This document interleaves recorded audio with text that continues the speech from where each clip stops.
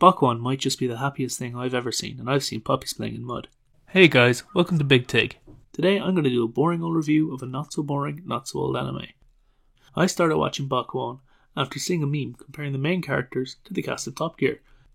Now, I don't usually watch anime where cute girls do cute things, but Bakuan has cute girls named after motorbikes, doing cute things on motorbikes, and I feel like that changes the show entirely. Bakuan takes place in Okinoe Girls' High School, where there are no rules about riding motorbikes to school. Because of this, Onsa Amano rides her motorbike to school, catching the eye and interest of Hane Sakura. This causes Sakura to join the motorcycle club, where she meets Raimu Senpai. After a short trip on Raimu Senpai's Kawasaki Ninja, her mind is made up. Hane Sakura is going to get her motorbike license. At the bike school, she meets Rin Suzunoki, a blonde, twin-tailed, Suzuki-obsessed, wait for it, say it with me now, tsundere. Of course she's undoubtable best girl. We'll get to her in a bit. Also at the bike school, Sakura learns to talk to her Honda Su4, Baita, a feminine bike that claims to be a masculine bike who is castrated by having his VTEC removed and his power limited. Baita claims that they have taken the riding virginity of 1,000 students before they were replaced by a newer model that doesn't talk. After a rocky start to her test, Sakura manages to pass on the first try. Barely. And is off to buy her first bike. Coincidentally, she winds up buying her bike from Onsa Amano's father. Amano is clearly hesitant to let Sakura buy her bike there, as it turns out that her father runs a scam shop that turns back the odometer on bikes and also sells faulty bikes. To atone for this, Amano does all the servicing on Sakura's chosen bike by herself.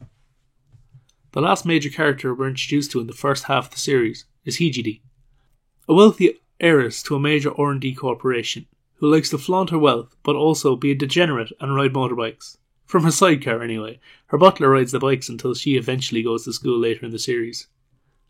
Earlier I mentioned that the characters were all named after motorbikes. Well, that's not entirely true.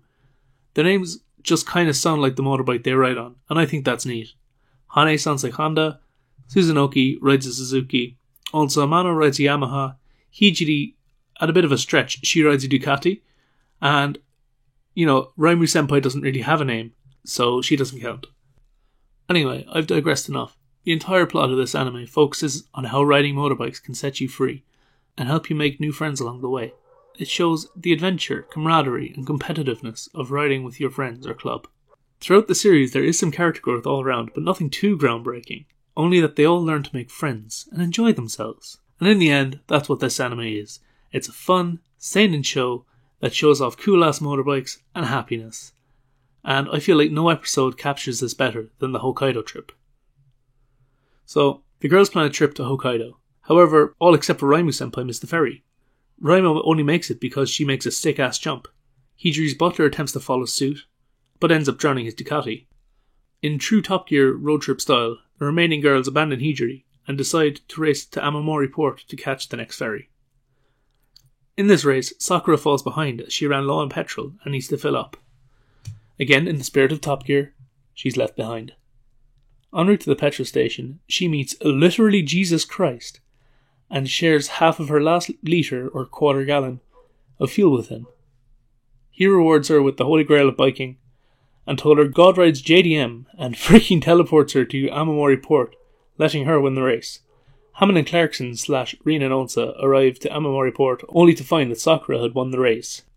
They all take the ferry to Hokkaido, where they meet Hijiri, who has been airlifted along with a replacement Ducati and her butler to the ferry port. Real burp. They enjoy riding bikes, being cold, sleeping in a hostel, and generally not remembering Raimu Senpai until they remember that they forgot Raimu Senpai.